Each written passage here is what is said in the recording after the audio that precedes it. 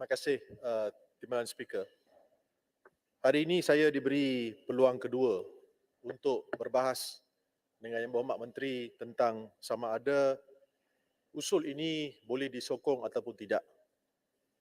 Saya telah mendengar dengan tekun penjelasan yang telah diberikan oleh Menteri untuk memberi justifikasi kenapa usul ini perlu disokong. Perkara pertama yang telah dinyatakan oleh Yang Berhormat Menteri adalah undang-undang ini tidak boleh disalahgunakan.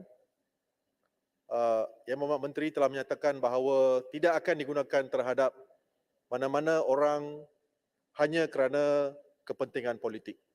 Saya percaya dalam perbahasan ini beberapa orang yang berhormat telah pun menjelaskan bahawa sejarah menunjukkan perkara pertama yang ingin saya gunakan alasan untuk menyangkal penghujahan ataupun penjelasan daripada menteri adalah kejadian yang telah menimpa Matthias Chang, yang menimpa Khairuddin, yang menimpa Maria, Yang Berhormat Maria Petaling Jaya, di mana mereka telah masing-masing ditangkap, ditahan dan disiasat di bawah SOSMA.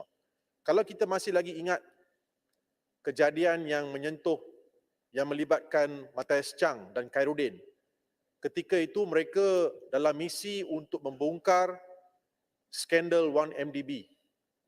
Dan saya masih lagi ingat ketika itu mereka hampir-hampir untuk meninggalkan negara, untuk keluar negara untuk mendapatkan bukti skandal 1MDB yang melibatkan Pekan yang ketika itu merupakan Perdana Menteri. Dan beliau telah menggunakan undang-undang SOSMA untuk menahan mereka. Itu adalah perkara pertama yang ingin saya gunakan, Yang Berhormat Menteri, untuk menyangkal dan untuk membantah terhadap usul ini. Kedua, Yang Berhormat Menteri cuba meyakinkan kita bahawa undang-undang ini tidak boleh disalahgunakan. Kalau kita masih lagi ingat kepada sejarah, apa yang berlaku kepada Yang Berhormat Port Dickson ketika itu Yang Berhormat Permatang Pauh, di mana beliau telah ditahan, disiasat, dan ketika itu terdapat kejadian melibatkan seorang ketua polis negara yang dituduh kerana membelasah the Black Eye Incident dengan izin Yang Berhormat Port Dickson sehingga mendatangkan kecederaan kepada beliau ketika beliau disoal siasat ketika itu di Bukit Aman. Timbalan Speaker, saya faham. Timbalan Speaker juga merupakan seorang bekas anggota PDRM. Saya dan ahli-ahli yang berhormat di sebelah sini tidak memandang remeh isu keselamatan negara. Nombor satu, saya ingin jelaskan.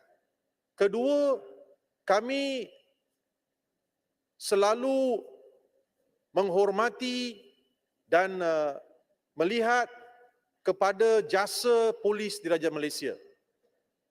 Kami tahu tentang pengorbanan yang dibuat oleh mereka. Kami tahu tentang pengorbanan yang dibuat oleh mereka bagi menjaga keselamatan di negara ini. Perkara itu kami tidak memandang remeh. Cuma yang saya risau, Yang Berhormat Menteri, penjelasan yang diberikan oleh Yang Berhormat Menteri tadi adalah untuk mendapatkan keterangan. Saya berpendapat sepatutnya pihak polis Diraja Malaysia mengumpul keterangan sebelum melakukan sebarang penyiasatan. Bukanlah menahan seseorang untuk 28 hari dan selepas itu menggunakan tempoh tahanan 28 hari untuk mendapatkan keterangan daripada beliau. Ini adalah ruang, ini adalah perkara yang saya merayulah kepada Menteri untuk melihat, untuk memberi perhatian. Memang Yang Berhormat Menteri melihat keadaan ini kepada seorang anggota polis yang menjalankan tugas seperti biasa. Tetapi terdapat banyak kejadian-kejadian di negara kita melibatkan kematian-kematian dalam tahanan yang sehingga hari ini belum lagi diberi sebarang penjelasan, belum lagi diberi sebarang keadilan. Saya di sini terpanggil juga untuk bertanyakan kepada Yang Berhormat, mungkin soalan ini tidak ditujukan kepada Yang Berhormat Menteri, tetapi kepada Yang Berhormat Tapah. Beliau merupakan satu-satunya wakil kaum India dalam kabinet, dalam kerajaan yang ada sekarang. di luar, Yang Berhormat Menteri, parti MIC seolah-olah menjadi hero memperjuangkan keluarga-keluarga mereka-mereka yang ditahan di bawah SOSMA. Ada juga yang mengutuk kerajaan.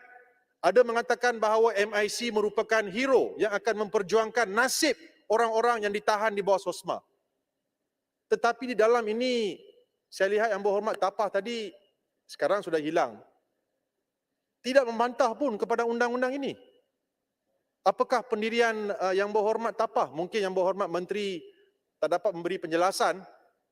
Tapi saya menyatakan di sini sebenarnya Yang Berhormat Tapah perlu berani lantang untuk menyatakan bantahan beliau kepada undang-undang ini yang sungguh tidak adil dan menyebabkan ramai daripada keluarga-keluarga yang ditahan di bawah SOSMA ini sengsara.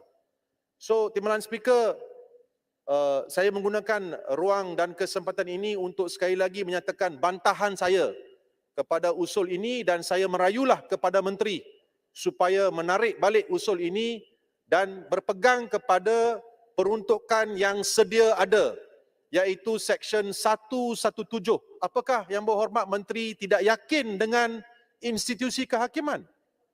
Sekurang-kurangnya seorang magistrate dapat menilai sama ada seseorang itu perlu ditahan ataupun tidak.